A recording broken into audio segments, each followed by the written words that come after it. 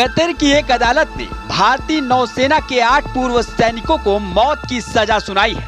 Qatar ने पिछले साल से ही गैर कानूनी तरीके से 8 पूर्व नौसैनिकों को बंधक बना रखा है। कतर के इस फैसले से भारत हैरान और स्तब्ध है। कतर के इस फैसले पर भारत की सरकार भड़क गई है। बता दें कि पूर्व नौसैनिकों को अगस्त 2022 में गिरफ्तार किया गया था। हैरानी की बात यह है कि सजा दे दी गई, लेकिन आरोप का स्पष्ट रूप से खुलासा नहीं किया गया। परिवार को भी नहीं पता कि उनके अपनों को किस जुर्म की सजा दी गई है। कुछ रिपोर्टों में दावा किया गया है कि उन्हें इजराइल के लिए एक सबमरीन प्रोग्राम की जासूसी करने का दोषी ठहराया गया है।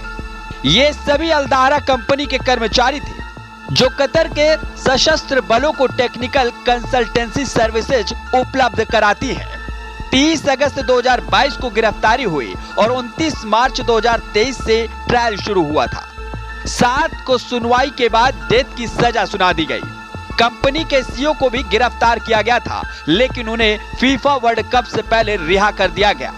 दोहा में भारतीय राजदूत ने इसी साल 1 अक्टूबर को इन पूर्व अधिकारियों से मुलाकात की थी। जब से यह खबर आई है, भारतीयों के मन में सवाल और चिंता है कि उन्हें कैसे बचाया जाएगा। भारत सरकार के पास क्या विकल्प बचे हैं? भारत सरकार की ओर से बताया गया है कि इस मामले में सभी कानूनी विकल्पों पर विचार किया जा रहा है।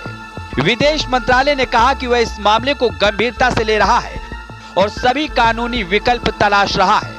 विदेश मंत्रालय ने साफ कहा है कि सभी पूर्व अधिकारियों को नौसेना में 20 साल तक का बेदाग कार्यकाल था और उन्होंने सैन्य बल में प्रशिक्षक सहित महत्वपूर्ण पदों पर काम किया था। विदेश मंत्रालय ने कहा कि हम मौत की सजा सुनाए जाने के फैसले से बेहद स्तब्ध हैं और फैसले के विस्तृत ब्यौरे का इंतजार कर रहे हैं। हम परिवार के सदस्यों और कानूनी टीम के संपर्क में हैं। विदेश मंत्रालय के अधिकारी इस फैसले को कतर के अधिकारियों के समक्ष उठाएंगे।